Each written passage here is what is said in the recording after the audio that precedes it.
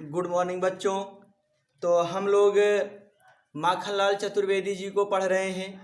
माखनलाल चतुर्वेदी जी में मैंने आपको पुष्प की अभिलाषा पढ़ा दिया और जवानी भी क्या किया, हमने शुरू कर दिया है। ठीक, तो आज उसी के आगे कंप्लीट करते हैं। बहुत सारे बच्चों का कमेंट आया कि उनका कंप्लीट हो गया है। तो अगर ऐसे ही साथ में कंप्लीट करते रहेंगे तो वो आप ही के लिए फ़ायदेमंद होगा। ठीक, और बहुत सारे बच्चे अभी क्या कर रहे हैं कि शुरुआत कर रहे हैं। पता किया गया तो पता चला कि कोई सूरदास से कंप्लीट कर रहा है, कोई बीच से ही लग गया है। ठीक, तो अगर इस तरीके से आप लोग कर रहे हैं तो वो आप लोग अपने पढ़ाई के साथ मजाक कर रहे हैं। ठीक, अगर आप शुरू कर रहे हैं वीडियो को तो फर्स्ट चैप्टर से ही देखना शुरू करें। आपका जो वीडियो अपलोड है वो हमेशा यूट्यूब पर पड़ा ही रहेगा। ठीक, तो आप इसकी चिंता ना करें कि हो सकता है कि वीडियो चला जाए।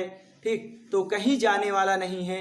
वो आप एक क्रम से ही फर्स्ट चैप्टर काव्य का जो आपका फर्स्ट चैप्टर है उससे ही आप शुरू करेंगे और बीच बीच से अगर वीडियो देखेंगे तो आपको समझ में आने वाला नहीं है। ठीक, तो यहाँ तक मैंने आपको पढ़ा दिया था, पृथ्वी गोल कर दें। ठीक, अब आगे देखते हैं।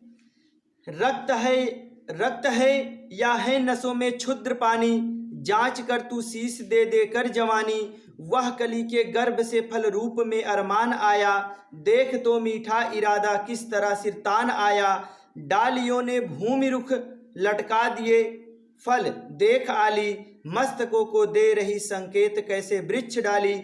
फूल दिए या सिर दिए तरुकी कहानी, गूंथ कर युग में बताती चल जवानी। ठीक,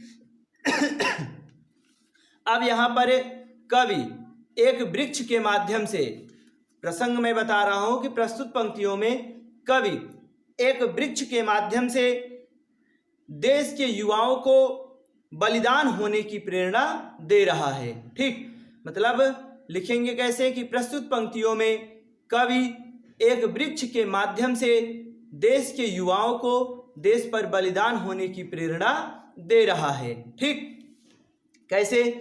रक्त है या है नसों में क्षुद्र पानी। यहां पर कवि कह रहा है कि देखिए क्वेश्चन मार्क लगा है। ठीक, क्वेश्चन मार्क लगा है मतलब क्वेश्चन के प्रश्न के भाव से यहां पर कवि पूछ रहा है कि रक्त है मतलब क्या तुम्हारे शरीर में रक्त ही है। ठीक, कहने का मतलब जिस तरीके से हमारे देश के युवा क्या हो गए हैं, आलसी हो गए हैं, उनके अंदर आलस्यपन आ गया है, तो उसी तरफ कवि संकेत करते हुए कह रहा है कि तुम्हारे नसों में या तुम्हारे शरीर में रक्त ही है कि या और कुछ है। कहने का मतलब ये है कि तुम्हारी नसों में क्या है, गर्म रक्त प्रवाहित होता है। ठीक, कहने का मतलब है कवि कह रहा है कि तुम्हारी शिराओं में क्या है, गर्म रक्त की धारा प्रवाहित हो रही है। ठीक, और क्या है, या नसों में क्षुद्र पानी, या तुम्हारा रक्त क्या हो गया है, क्षुद्र पानी मतलब तुच्छ जल हो गया है। ठीक, कवि कह रहा है कि तुम्हारे शरीर में, तुम्हारी शिराओं में क्या है, गर्म रक्त ही प्रवाहित हो रहा है, या तुम्हारा जो रक्त है वो तुच्छ पानी हो गया है। ठीक, जांच कर तू शीश दे देकर जवानी।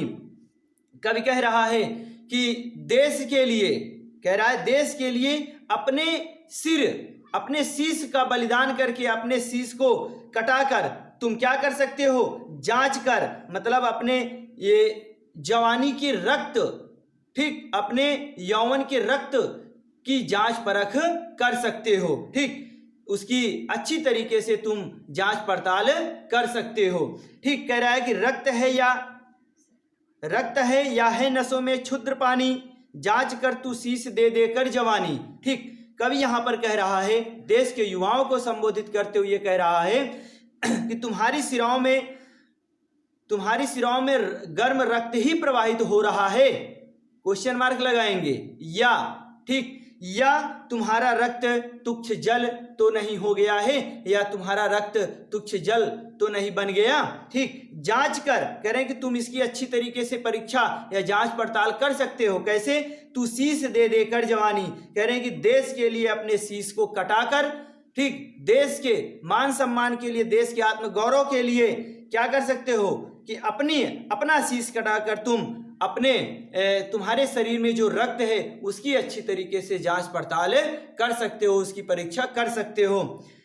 वह कली के गर्भ से रूप में अरमान आया, देख तो मीठा इरादा किस तरह सिर तान आया, डालियों ने भूमि रुख लटका दिए देख आली, मस्तकों को दे रही संकेत कैसे वृक्ष डाली। अब देखिए हमें यहाँ नीचे पंक्तियों से लेना है, ठीक, कि कैसे डालियों ने भूमि रुख लटका दिए फल देख आली, मस्तकों को दे रही संकेत कैसे वृक्ष डाली। यहाँ से हमें अर्थ लेना है।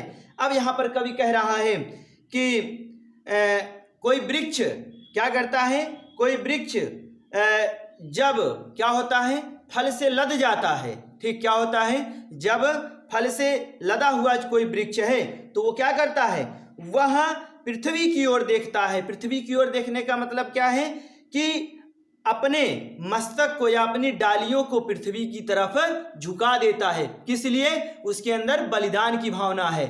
और एक तरफ क्या होता है, वह कली के गर्भ से फल रूप में अरमान आया। और कवि कह रहा है कि वो क्या है, वो कलियों के अरमानों को बता रहा है। ठीक, क्या कर रहा है, मतलब वृक्ष, किसी वृक्ष में जब फल लद जाते हैं तो क्या होता है, वृक्ष पृथ्वी की तरफ मतलब अपनी डाली को झुका देता है। तो वो क्या कर रहा है, वह पृथ्वी के अरमानों को बता रहा है। ठीक, मतलब उसकी इच्छाओं को बता रहा है कि इसीलिए कह रहे हैं कि जब क्या होता है, वह कली के गर्भ से फल रूप में अरमान आया। फल रूप मतलब जब वह कली के रूप में था, फूल के रूप में था, ठीक, तब बाद में, पहले वह क्या था, जब कली के रूप में था तो वह अपने सिर को गर्भ से उठाए हुए था। ठीक, मतलब उसकी डालियां उठी हुई थी। ठीक, और फिर क्या है, फिर फल रूप, कह रहे हैं कि जब वह फल के रूप में आया, कह रहे हैं कि जब वह फल के रूप में आया अर्थात जब उस वृक्ष में फल लद गए तब क्या हुआ, तब लदे हुए वृक्ष पृथ्वी की ओर देखते हुए पृथ्वी की तरफ देखते हैं और अपना मस्तक या अपना सिर झुका देते हैं, अपनी डालियों को झुका देते हैं। देख तो मीठा इरादा किस तरह सिर तान आया। कह रहे हैं कि जब क्या होते हैं, जब फल पक जाते हैं, ठीक, कह रहे हैं कि देख तो मीठा इरादा, अब मतलब कह रहे हैं कि जो एक कली है उसकी कितनी अच्छी, मतलब उसकी कितनी अच्छी क्या है, सोच है, उसके कितने अच्छे इरादे हैं कि वो क्या करती है, किस तरह सिर तान आया, मतलब वह किस तरीके से अपने डालियों को उठाए रहती है। लेकिन डालियों ने भूमि रुख लटका दिए फल देख आली। फिर कह रहे हैं कि जब क्या होते हैं, जब फल पक जाते हैं तब वही डालियां क्या होती हैं, पृथ्वी की तरफ, मतलब वह वृक्ष डालियों को पृथ्वी की तरफ झुका देते हैं। ठीक, कहने का मतलब यह है कि ये फल दूसरों के लिए अपना बलिदान करने के लिए तैयार हो जाते हैं। ठीक, तो उसी तरीके से देश के युवाओं को भी संबोधित करते हुए कवि कह रहा है कि फल दिए, कवि कह रहा है, क्वेश्चन मार्क लगा है, ठीक, प्रश्नवाचक चिन्ह लगा है। कवि कह रहा है कि सोचो कि फल दिए या सिर दिए, सोचो कि वृक्षों ने क्या किया है, फल दिया है या अपना सिर ही दे दिया है। ठीक, फिर क्या है, तरु की कहानी गूंथ कर युग में बताती चल जवानी। तो कवि कह रहा है कि तुम भी क्या करो, तुम भी अपना सिर क्या करिए। ठीक, कहने का मतलब यहाँ पर यह है कि जिस तरीके से वृक्ष ने क्या किया, अपनी डाली को झुका दिया और फलों ने क्या किया, दूसरों के हित के लिए, दूसरों के लिए अपना बलिदान कर दिया, तो उसी तरीके से तुम भी क्या करो, अपना सिर देकर वृक्षों की तरह जो वृक्ष की बलिदान की कहानी है इसको अपने जीवन में उतार लो। मतलब गूंथ कर, मतलब उसको गूंथ लो। ठीक, कहाँ, अपने जीवन में, मतलब उसको अपने जीवन में उतार लो। बताती चल जवानी, कहने का मतलब ये जो देश के युवा हैं, देश की जो जवानी है, ये इसको क्या करें, वृक्ष का जो बलिदान की भावना है इसको अपने जीवन में उतार लीजिए। ठीक, कह रहे हैं कि फल दिए या सिर दिए तरु की कहानी गूंथ कर युग में बताती चल जवानी।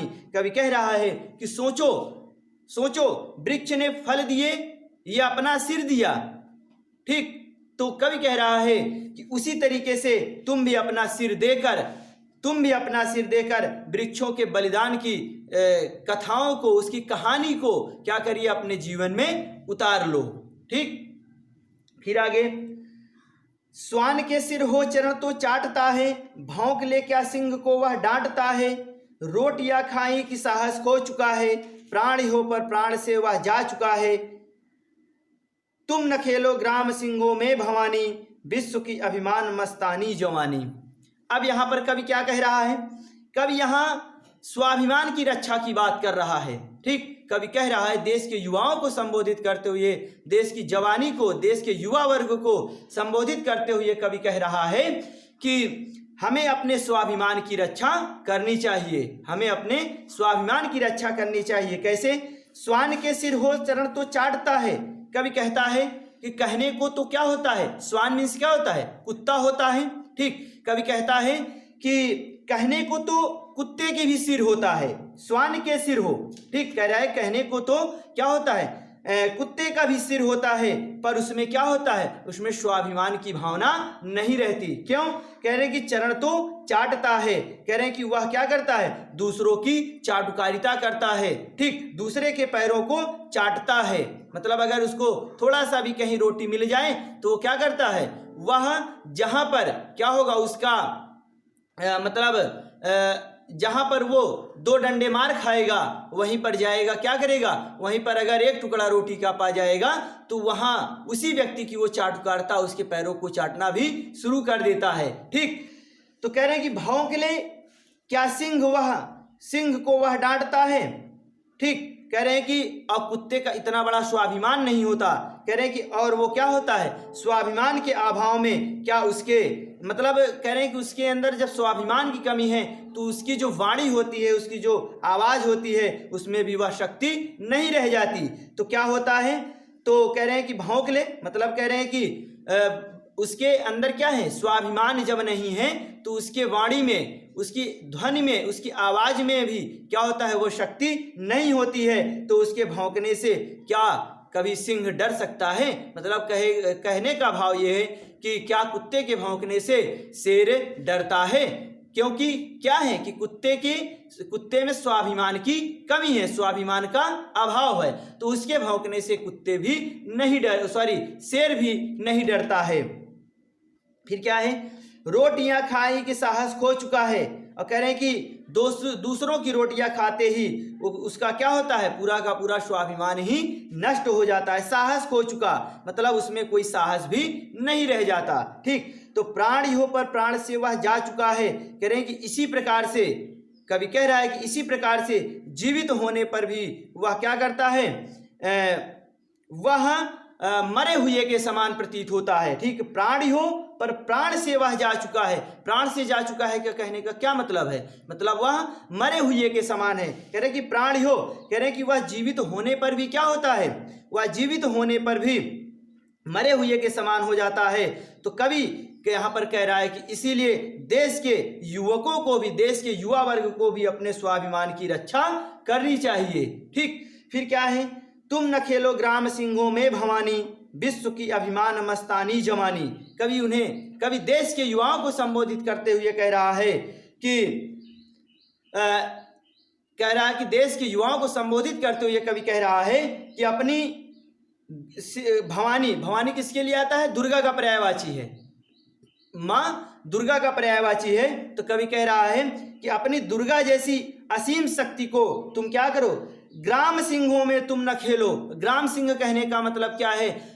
ग्राम सिंह कहने का मतलब यहाँ पर यह है कि आपस के घरेलू झगड़े में ही अपनी शक्ति को नष्ट ना करो। ठीक, ग्राम सिंह कहने का मतलब क्या है? कि आपस में लड़ाई झगड़ा करना। ठीक, तो वही यहाँ पर कवि कह रहा है कि तुम न खेलो ग्राम सिंहों में भवानी। कवि कह रहा है कि अपनी दुर्गा जैसी शक्ति, असीम शक्ति को घरेलू झगड़ों में नष्ट मत करो। विश्व की अभिमान मस्तानी जवानी। कवि कह रहा है क्योंकि ऐसी मस्तानी जवानी का क्या होता है? पूरा विश्व लोहा मानता है। कहने का मतलब क्या है कि भारतवर्ष की जो युवा शक्ति है इसका लोहा पूरा संसार मानती है। तो अपनी इस शक्ति को आपस के लड़ाई झगड़ों में, घरेलू लड़ाई झगड़ों में ही इसको नष्ट मत करो। ठीक, फिर आगे देखते हैं। ये नमग है तब चरण की रेखियां हैं, बल दिशा की अमर देखा देखियां हैं। विश्व पर पद से लिखे कृतिलेख हैं ये, धरा तीर्थों की दिशा की मेख हैं ये, प्राण रेखा खींच दे उठ बोल रानी, री मरण के मोल की चढ़ती जवानी। देखिए यहाँ पर कवि कह रहा है कि कवि यहाँ पर जो प्रसंग होगा आपका वो ये होगा कि प्रस्तुत पंक्तियों में कवि युवा शक्ति के माध्यम से नए, कवि कह रहा है कि देश की युवा शक्ति ही नए मार्ग का निर्माण कर सकती है। मतलब देश का जो विकास है, ठीक, देश को उन्नति की ऊंचाइयों पर ले जाने का जो मार्ग है उसका निर्माण युवा शक्ति ही कर सकती है। ठीक, कैसे? कह रहे हैं कि ये न मग हैं तब चरण की रेखियां हैं। ठीक, कवि कह रहा है मग मीन्स यहाँ पर है रास्ता, मार्ग। ठीक, मग मीन्स क्या है? मार्ग, मतलब रास्ता। तो कवि कह रहा है ये न मग हैं, कह रहे हैं कि ये जो रास्ते दिखाई दे रहे हैं ना, ये रास्ते नहीं हैं। ये क्या हैं? रास्ते नहीं हैं, तब चरण की रेखियां हैं। तो कवि कह रहा है बल्कि ये तुम्हारे पैरों की ही क्या हैं? रेखाएं हैं। ठीक, कवि कह रहा है कि ये तुम्हारे पैरों की रेखाएं हैं।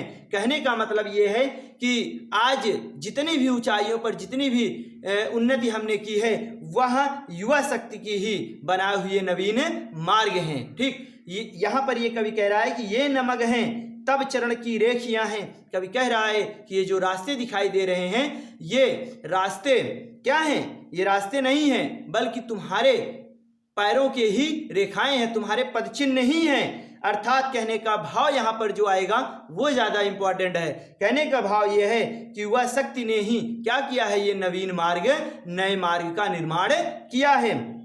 फिर क्या है? बल दिशा की अमर देखा देखियां हैं। और कह रहे हैं कि ये जो बलिदान के नए नए मार्ग बने हैं, बलिदान की जो दिशा है इसको निर्धारित करने वाला कौन है? इसको निर्धारित करने वाले ही इसको निर्धारित करने वाले ही क्या हैं?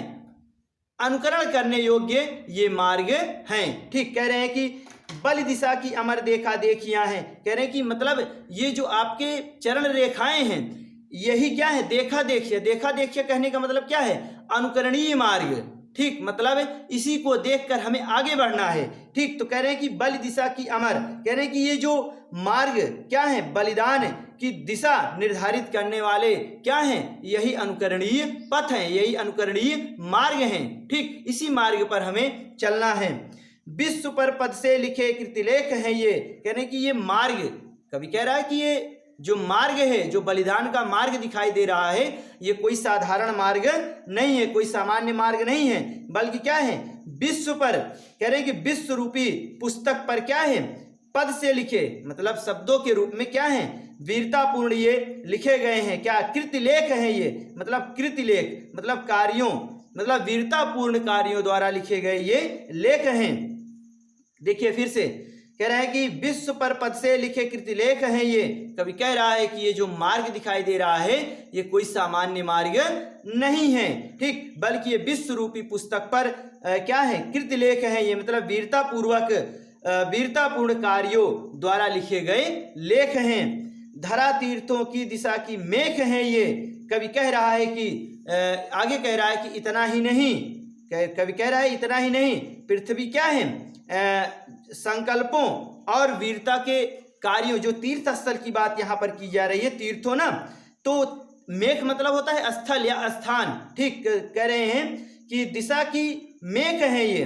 कहने का मतलब क्या है कि जो हमारा संकल्प है और वीरता के जो कार्य हैं वो इन्हीं कार्यों के तीर्थ स्थल हैं। ठीक, कह रहे हैं कि धरा तीर्थों की दिशा की मेख हैं ये।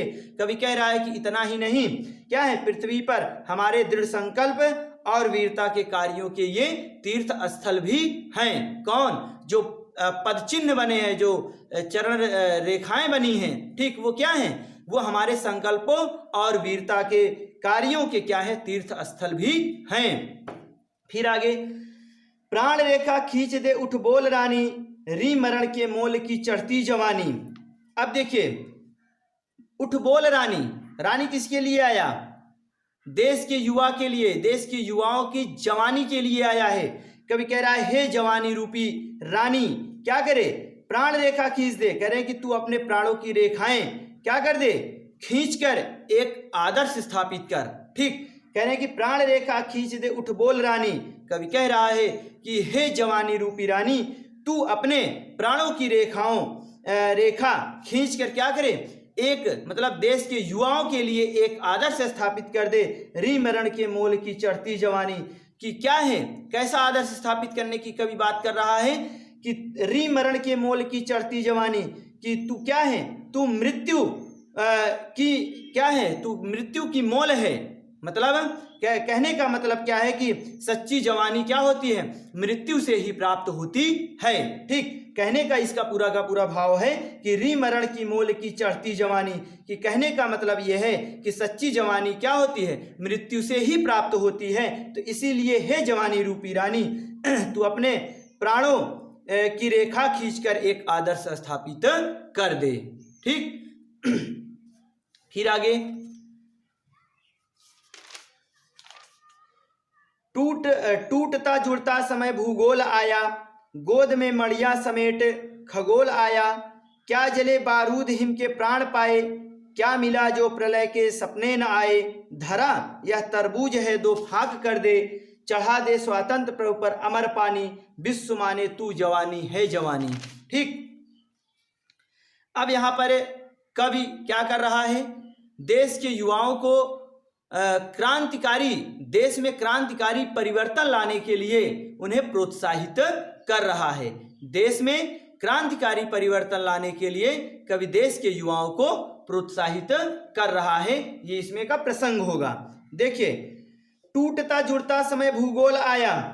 कवि कह रहा है कि जो समय का भूगोल है ये क्या होता है, ये टूटता जुड़ता रहता है। ठीक, टूटता जुड़ता समय भूगोल आया। कवि कह रहा है समय का भूगोल क्या होता है, टूटता जुड़ता रहता है। ठीक, गोद में मड़िया समेट खगोल आया। ठीक, गोद में मड़िया समेट खगोल आया। खगोल मीन्स क्या होता है, ब्रह्मांड। ठीक, खगोल मीन्स क्या है, ब्रह्मांड। तो कह रहे हैं कि ब्रह्मांड में क्या है, जो ये मड़िया हैं। कैसी मड़िया, मतलब जो तारे रूपे मणि हैं, वो क्या है, वो भी उसको जो गोद में समेटे हुए है, उसको जो समेटे हुए है वो भी किससे आया है, वो भी एक खगोलीय घटना है। वह भी क्या हुआ है कि एक खगोलीय विस्फोट की ही देन है। ठीक, कहने का मतलब कह रहे हैं कि देखिए फिर से, टूटता जुड़ता समय भूगोल आया, गोद में मड़िया समेट खगोल आया। कभी कह रहा है कि जो समय का भूगोल है ये टूटता जुड़ता रहता है। ठीक, और गोद में मड़िया समेट खगोल आया। कभी कह रहा है कि ब्रह्मांड जिन तारक मणियों को, ऐसे लिखेंगे ना, या तारे रूपी मणियों को अपने गोद में समेटे या गोद में लेकर जो घूमता है, वो भी क्या है, वो भी एक खगोलीय विस्फोट की ही अमूल्य देन है। क्या जले बारूद हिम के प्राण पाए।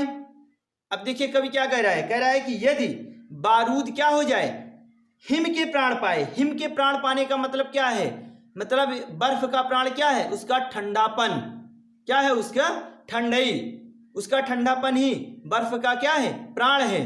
तो यहाँ पर वही कवि कह रहा है कि हिम के प्राण पाए, अर्थात कह रहा है कवि कि क्या जले बारूद। कह रहे कि कहने का मतलब यह है कि यदि बारूद क्या हो जाए, बर्फ के जैसा ठंडा हो जाए, तो क्या वह जलेगा। यदि बारूद क्या हो जाए, बर्फ के जैसा ठंडा हो जाए, तो क्या वह जलेगा। तो कह रहे हैं कि जिस प्रकार से, अब देखिए यहाँ आगे कवि कह रहा है कि जिस प्रकार से बारूद को जलने के लिए गर्मी चाहिए, वैसे ही देश के युवा वर्ग को, देश की जवानी को भी ऊष्मा की आवश्यकता होती है। ठीक, क्या मिला जो प्रलय के सपने न आए, धरा यह तरबूज है दो फाक कर दे। कवि कह रहा है कि यदि मनुष्य को, यदि देश के इस युवा वर्ग को प्रलय के स्वप्न नहीं आते, मतलब बहुत ज़्यादा परिवर्तन करने के अगर स्वप्न नहीं आते, तो उसका जीवन क्या होता है, उसका जीवन व्यर्थ माना जाता है। उसका जीवन व्यर्थ माना जाता है, क्योंकि जो जीवन की उपलब्धि होती है वो क्या होती है, जो जीवन की उपलब्धि होती है, जीवन की उपलब्धि क्या है, प्रलय की क्रांति है। ठीक, यहाँ पर इसका जो भाव दिया है, ठीक, इसका पूरा का पूरा मतलब ही होता है कि क्रांति लाना। ठीक, इसका पूरा का पूरा मतलब ही क्या होता है, क्रांति लाना। कह रहे हैं कि जो प्रलय के सपने ना आए, मतलब कहने का ये है कि प्रलय की क्रांति ना आए, मतलब बहुत ज्यादा, मतलब जब तक क्रांतिकारी परिवर्तन लाने के स्वप्न देश के युवाओं के मन में ना आए तब तक उनका जीवन क्या है, व्यर्थ है। वही कह रहा है कवि, क्या मिला जो प्रलय के सपने ना आए। कवि कह रहा है कि यदि देश के युवा वर्ग में क्या है, प्रलय के स्वप्न नहीं आते, अर्थात क्रांतिकारी परिवर्तन लाने के यदि स्वप्न नहीं आते तो उसका जीवन व्यर्थ माना जाएगा, क्योंकि जीवन की उपलब्धि ही क्या है, जीवन की उपलब्धि ही क्रांतिकारी परिवर्तन लाना है। ठीक, धरा यह तरबूज है दो फाक कर दे। कवि कह रहा है कि तुम्हारे अंदर तो इतनी शक्ति है, तुम्हारे अंदर तो इतनी शक्ति है, तुम क्या कर सकते हो, तुम तो धरा, मतलब देखिए क्वेश्चन मार्क लगा है, कहने का मतलब ये पृथ्वी क्या है, ये पृथ्वी क्या है, इसको तो तुम तरबूज के जैसे इस पृथ्वी के भी क्या कर सकते हो, दो फाक कर सकते हो, मतलब तुम पृथ्वी को भी दो हिस्सों में बांट सकते हो। फिर आगे, चढ़ा दे स्वातंत्र प्रभु पर अमर पानी, विश्व माने तू जवानी है जवानी। कवि कह रहा है कि चढ़ा दे स्वातंत्र प्रभु पर अमर पानी। कवि कह रहा है कि हे जवानी, तू स्वतंत्रता प्रभु मतलब ईश्वर या देवता, ठीक, कवि कह रहा है कि हे जवानी, तू स्वतंत्रता के देवता पर वह अमर जल, कौन से अमर जल की बात कर रहा है कवि, जो देश के युवा वर्ग का रक्त है, ठीक, जो उसका खून है, उसको चढ़ाने की बात कर रहा है, मतलब खुद को बलिदान करने की प्रेरणा दे रहा है। कवि कह रहा है कि चढ़ा दे स्वतंत्र प्रभु पर अमर पानी।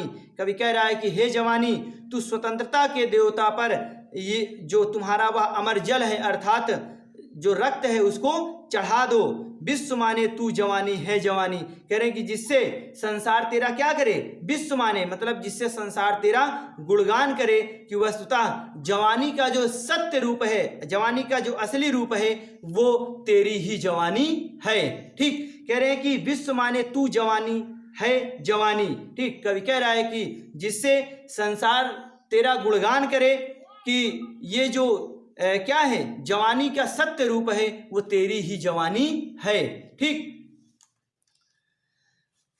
तो अब हम इसको और आगे कंप्लीट ही कर देते हैं, इसको कंप्लीट ही कर देते हैं। ठीक, दो पद और बचा है, तो देखते हैं। जिस भी बच्चे को कम समझ में आएगा वो वीडियो को क्या करेगा, थोड़ा सा ब्रेक करके या रिपीट करके देखेगा, 2-3 बार समझने का प्रयास करेगा, क्योंकि यहाँ पर क्या है कि लक्षणा शब्द शक्ति है। ठीक, क्या है, लक्षणा शब्द शक्ति है, तो उसी से यहाँ पर अर्थ निकाला जा रहा है। तो सीधी सीधी बातें तो लिखी हैं, लेकिन उसको हमें देश हित में युवा वर्ग के रूप में कैसे जोड़कर उससे रिलेट करके कैसे लिखना है, पढ़ना कैसे है, तो उसको जानना जरूरी है। ठीक, तो इसी में थोड़ी सी प्रॉब्लम आएगी, तो आप क्या करेंगे, उसको बार बार रिपीट करके समझने का प्रयास करेंगे और 1-2 बार इसकी व्याख्या करेंगे, तो आपको आसानी से समझ में आ जाएगा। तो ठीक है, आगे देखते हैं। लाल चेहरा है नहीं फिर लाल किसके, लाल खून नहीं अरे कंकाल किसके, प्रेरणा सोई की आटा दाल किसके, सिर न चढ़ पाया कि छापा माल किसके, वेद की बाणी की हो आकाशवाणी, धूल है जो जग नहीं पाई जवानी। ठीक, अब यहाँ पर कवि क्या कर रहा है, देश के युवा वर्ग को प्रेरित करते हुए उन्हें वीर युवकों का लक्षण बता रहा है, मतलब वीर युवकों के लक्षण बताते हुए देश के युवा वर्ग को प्रेरित कर रहा है। ठीक, प्रसंग क्या होगा कि प्रस्तुत पंक्तियों में कवि युवा वर्ग को प्रेरित करते हुए उन्हें वीर युवकों के लक्षण बताते हुए या प्रेरित करते हुए वीर पुरुषों के लक्षण बता रहा है। ठीक, देखिए, लाल चेहरा है नहीं फिर लाल किसके, कवि कह रहा है कि अगर तुम्हारे चेहरे पर जवानी की लाली नहीं है, तुम्हारे चेहरे पर जवानी की लालिमा नहीं दिखाई देती, तो फिर तुम किसके पुत्र कहलाओगे। देखिए, लाल चेहरा है नहीं फिर लाल किसके, इसका मतलब क्या है, एक लाल का अर्थ क्या है, रंग से लिया गया है, और एक लाल का अर्थ पुत्र से लिया गया है, तो निश्चित तौर पर यमक अलंकार होना चाहिए। निश्चित तौर पर क्या होना चाहिए, यमक अलंकार होना चाहिए। लाल चेहरा है नहीं फिर लाल किसके, कवि कह रहा है कि यदि तुम्हारे चेहरे पर जवानी की लालिमा नहीं है, लाल चेहरा है नहीं, ठीक, कवि कह रहा है कि यदि तुम्हारे चेहरे पर क्या है, जवानी की लालिमा नहीं दिखाई देती, फिर लाल किसके, फिर तुम किसके पुत्र कहलाओगे। लाल खून नहीं, अरे कंकाल किसके। कवि कह रहा है कि यदि तुम्हारे रक्त की लालिमा मर चुकी है, कहने का मतलब यह है कि यदि तुम्हारा रक्त सफ़ेद हो गया है तो फिर तुम क्या है, कंकाल किसके, तो मतलब तुम्हारा कंकाल ही किस काम का, अर्थात तुम केवल कंकाल ही समझे जाओगे। ठीक, कह रहे हैं कि लाल खून नहीं, अरे कंकाल किसके। कवि कह रहा है कि यदि तुम्हारा खून सफ़ेद हो गया है या तुम्हारे रक्त की लालिमा मर गई है तो तुम कंकाल ही समझे जाओगे। प्रेरणा सोई की आटा दाल किसके। ठीक, कवि कह रहा है कि यदि तुम्हारे अंदर की प्रेरणा सो गई है, ठीक, यदि प्रेरणा सो गई तो तुम्हें आटा दाल किसके, तो तुम्हें कोई भी आटा दाल बना लेगा, अर्थात जब तुम्हें कोई भी चाहेगा तो वो तुम्हें अपना क्या करेगा, सरल आहार बनाकर तुम्हें निगल जाएगा। ठीक, यहाँ कहने का भाव यह है कि प्रेरणा सोई की आटा दाल किसके, कह रहे कि यदि तुम्हारी प्रेरणा सो गई तो तुम्हें कोई भी आटा दाल बना लेगा, अर्थात तुम्हें आसानी से वह निगल जाएगा। ठीक, फिर है सिर न चढ़ पाया कि छापा माल किसके। कवि कह रहा है छापा माल मतलब क्या है, चंदन। ठीक, चंदन और माला, तो कवि कह रहा है कि चंदन और उस माला का भी क्या मोल है जो सिर पर ना चढ़ सके, जो सिर पर ना चढ़ सके। ठीक, तो उस चंदन और माला का भी कोई मोल नहीं है। तो कह रहे हैं कि अगर देखिए वैसे तो क्या होता है, चंदन और जो माला होता है उसका बहुत ही महत्व होता है, बहुत ही आदर का पात्र होता है, लेकिन यदि वह सिर पर नहीं चढ़ पाया तो उसका कोई मोल नहीं होता है। तो वही कवि यहाँ पर कह रहा है कि चंदन और उस माला का भी क्या मोल है जो सिर पर ना चढ़ सके। तो कवि कह रहा है कि उसी चंदन और माला की तरह तुम भी आदर के पात्र बनो। ठीक, फिर आगे, वेद की वाणी की हो आकाशवाणी, धूल है जो जग नहीं पाई जवानी। कवि कह रहा है कि जिस वाणी में, कौन सी वाणी, कह रहे हैं कि चाहे वेदों की वाणी हो कि आकाशवाणी, कह रहा है कि यह आकाशवाणी हो। कवि कह रहा है जिस वाणी में, मतलब चाहे वो वेदवाणी हो, वेदों की वाणी हो या आकाशवाणी हो, ठीक, यदि उसमें क्या है, कह रहे हैं कि यदि उसमें जवानी मतलब देश के युवा वर्ग को जगाने की अगर उसमें क्षमता नहीं है, मतलब जग नहीं पाई जवानी। ठीक, कहने का मतलब यदि उसमें देश के युवा वर्ग को जगाने की क्षमता नहीं है, देश की जवानी को जगाने की क्षमता नहीं है, तो धूल है, तो वह क्या है, वह सब धूल के ही समान है। ठीक, वेद की वाणी की हो आकाशवाणी, धूल है जो जग नहीं पाई जवानी। कवि कह रहा है कि चाहे वेदों की वाणी हो चाहे आकाशवाणी हो, ठीक, यदि उसमें देश की जवानी को जगाने की क्षमता नहीं है तो वो क्या है, धूल है, तब वह भी क्या है, धूल ही है। ठीक, फिर आगे, विश्व है असिका नहीं संकल्प का है, हर प्रलय का कोण काया कल्प का है, फूल गिरते सूल सिर ऊंचा किए हैं, रसों के अभिमान को नीरस किए हैं, खून हो जाए न तेरा देख पानी, मरण का त्योहार जीवन की जवानी। अब देखिए यहाँ पर कवि कह रहा है कि यदि तुम फूलों की जैसे कोमल बने रहोगे तो तुम्हारा अस्तित्व बने रहना बहुत ही कठिन है। मतलब प्रस्तुत पंक्तियों में कवि कह रहा है कि फूलों के जैसे यदि तुम कोमल और सरल बनोगे तो तुम्हारा जीवन, तुम्हारा अस्तित्व यहाँ पर संभव नहीं है। कैसे, उसको कवि यहाँ बता रहा है, विश्व है असिका नहीं संकल्प का है। कवि क्या कह रहा है कि यह संसार, असी मतलब क्या होता है, असी मीन्स होता है तलवार, असी मीन्स क्या होता है, तलवार। तो कवि कह रहा है यह संसार तलवार की धार पर नहीं चलता है। ठीक, यह संसार क्या है, तलवार की धार पर नहीं चलता है, इससे कोई बात नहीं बनती। कह रहे हैं कि ऐसी कोई बात नहीं है कि यह संसार क्या होता है, तलवार के दम पर ही चलता है या तलवार के बल पर ही चलता है। किससे चलता है, कह रहे हैं कि संकल्प का है। कवि कह रहा है नहीं, जो नहीं आया है, कवि कह रहा है कि ऐसी बात नहीं है, संकल्प का है। कह रहे हैं कि यह जो संसार है यह दृढ़ निश्चय पर चलता है। ये क्या है? यह संसार दृढ़ निश्चय पर चलता है। और कह रहे हैं कि फिर आगे, हर प्रलय का कोण काया कल्प का है। कहने का मतलब क्या है? हर प्रलय का कोण, हर प्रलय का कोण काया कल्प का है। इसका सीधा सीधा जो भाव है वो ये है, कवि कह रहा है कि प्रत्येक जो प्रलय है वो क्या करता है? जीवन को नया मोड़ देता है। ठीक, मतलब जीवन को नया मोड़ देता है। और प्रत्येक जो क्रांति होती है वो परिवर्तन का ही मोड़ होती है। ठीक, इसका भाव आपकी बुक में भी दिया गया है इस पूरी की पूरी पंक्ति का। ठीक, हर प्रलय का कोण काया कल्प का है। कहने का मतलब यहाँ पर यह है कि जो दृढ़ निश्चयी, ठीक, कह रहे हैं कि जो दृढ़ निश्चयी होते हैं, जो दृढ़ निश्चयी इसे मतलब जो दृढ़ निश्चयी जैसा बनना चाहते हैं, तो उसका मतलब जो जैसा बनना चाहता है वह वैसे ही रूप में वो ढल जाता है। कहने का मतलब यदि हम क्या करें? दृढ़ निश्चयी हो जाएं तो यहाँ पर बहुत बड़ा, अपने जीवन में बहुत बड़ा परिवर्तन ला सकते हैं। कैसे?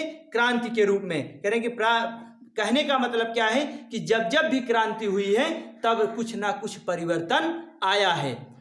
ठीक, कवि के कहने का पूरा भाव यहाँ पर है ये है कि जब जब कोई ना कोई क्रांति हुई है, क्या हुआ है? परिवर्तन आया है। तो इसीलिए कवि कह रहा है कि हर प्रलय का कोण काया कल्प का है। कहने का मतलब है कि जीवन में प्रत्येक क्रांति में कोई ना कोई नया परिवर्तन आता ही है। फूल गिरते हैं, सूल सिर ऊंचा लिए हैं।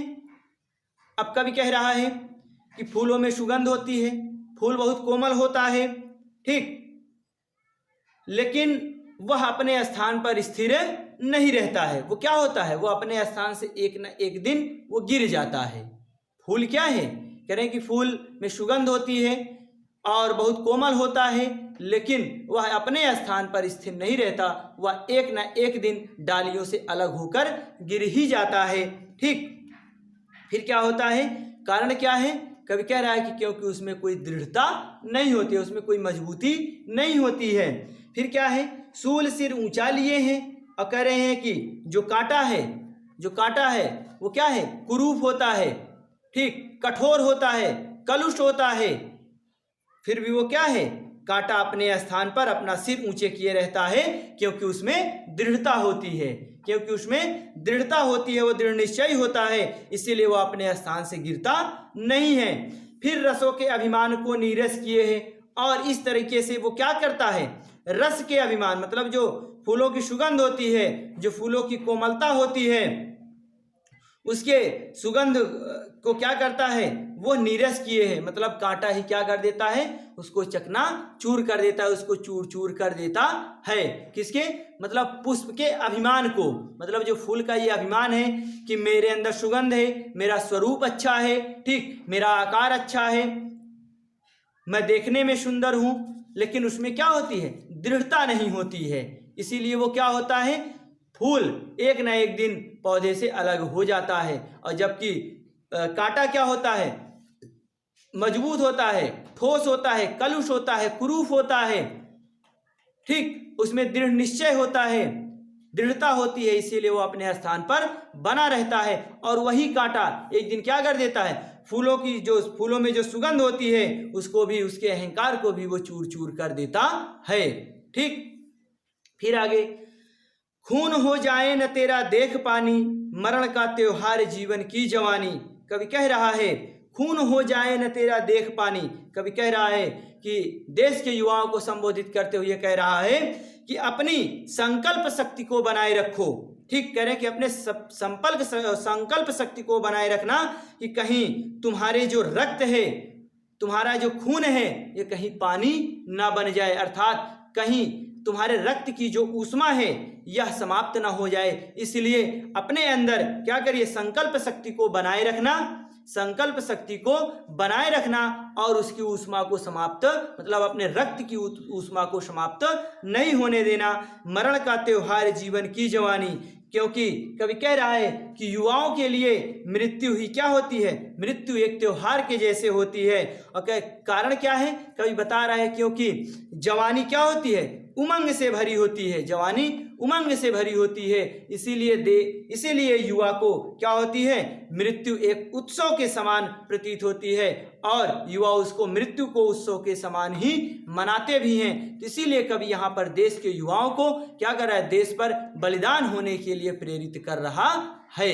ठीक, तो इस तरीके से आपका माखनलाल चतुर्वेदी चैप्टर भी क्या हुआ, समाप्त हुआ। यहाँ पर मैं आपको काव्य सौंदर्य बताने के लिए भूल गया, तो कहने का मैं थोड़ा सा नहीं बताया, कारण उसका ये था कि जो पूरा का पूरा आपका पुराना काव्य सौंदर्य मैंने पहले वीडियो में बताया है वही काव्य सौंदर्य यहाँ पर होगा, लेकिन जो लास्ट का काव्य सौंदर्य होगा इसमें थोड़ा सा परिवर्तन आएगा, रूपक अलंकार आएगा, ठीक, और अनुप्रास अलंकार तो रहेगा ही। और जो ऊपर का मैंने बताया था, लाल चेहरा है नहीं फिर लाल किसके, ठीक, लाल चेहरा है नहीं फिर लाल किसके, तो यहाँ पर ये क्या है, यहाँ पर भी आपका यमक अलंकार होगा, यहाँ पर यमक अलंकार होगा और अनुप्रास तो रहेगा, बाकी पूरा का पूरा जो आपका वीर रस, ओज गुण, ठीक, ये सब है, ये सब रहेगा ही। ठीक, तो इस तरीके से आपका क्या हुआ, माखनलाल चतुर्वेदी जी चैप्टर समाप्त हुआ। तो मुझे लगता है कि अब आपका जो काव्य है वो एक हफ्ते में 5-6 दिन में अब समाप्त हो जाएगा। ठीक, अब ज़्यादा कुछ बचा नहीं है, एक एक दिन के वीडियो हैं सब।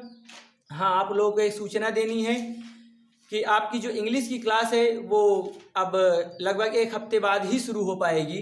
ठीक, क्योंकि जो आपके डीके सर हैं वो थोड़ा कहीं बिजी हो गए हैं, तो वो एक हफ्ते बाद आएंगे तो आगे उसको क्लास चैप्टर 3 से वो कंटिन्यू करेंगे। हाँ, एक खुशखबरी और आप लोगों के लिए है कि आपके मनोज सर भी क्या करेंगे, क्लास 9th और 10th की SST, ठीक, सोशल साइंस, सामाजिक विज्ञान की क्लास वो अपलोड करेंगे, तो आप लोगों के लिए वो भी लाभदायक रहेगा। तो कहने का मतलब आपका केवल मैथ और साइंस ही बचेगा। ठीक, मैथ और साइंस ही बचेगा। SST भी आपका मनोज सर कंप्लीट कर देंगे और हिंदी और संस्कृत मेरे द्वारा कंप्लीट की जा रही है और इंग्लिश डीके सर कंप्लीट कर देंगे। ठीक, और बचेगा आपका क्या, मैथ और साइंस। तो जब भी विद्यालय खुलेगा आप वहाँ पर मैथ और साइंस को अच्छे से कंप्लीट करेंगे और जितनी भी क्लासेस आपकी वीडियो के माध्यम से उपलब्ध हो रही हैं इसमें आपको जो भी समस्या आएगी वो आप क्लास में मौजूद रहेंगे, वहाँ पर आपकी समस्या का समाधान होगा। ठीक, हाँ, और विद्यालय जब ओपन होगा तो वहाँ पर इन सभी सब्जेक्ट का आपका सीधे टेस्ट ही शुरू होगा, तो इसलिए आप इसको कंप्लीट रखेंगे। मिलते हैं अगले वीडियो में सुभद्रा कुमारी चौहान जी के साथ, ठीक, झांसी की रानी की समाधि पर। ठीक, तो आप इसको अच्छे से कंप्लीट करेंगे। आज थोड़ा मुझे लगा कि मैं थोड़ी स्पीड में पढ़ाया हूँ। ठीक, तो अगर जिस भी बच्चे को थोड़ा कम समझ में आएगा वो क्या करेगा, वीडियो को 1-2 बार रिपीट करके देखेगा, वहाँ पर समझने का प्रयास करेगा। फिर उसके बाद अगर नहीं समझ में आएगा तब उसके बाद क्या होगा कि क्लास में इस पर चर्चा हो जाएगी। ठीक, और जो बच्चे हमारे विद्यालय के नहीं हैं वो बाहर के हैं तो वो अपने विद्यालय में अपने क्लास सब्जेक्ट टीचर से डिस्कस करेंगे। पहली बात तो आप वीडियो को 1-2 बार 3 बार रिपीट करके देखेंगे तो खुद ही समझ में आ जाएगा कि वहाँ पर क्या भाव निकाले जा रहे हैं। ठीक, तो मिलते हैं अगले वीडियो में।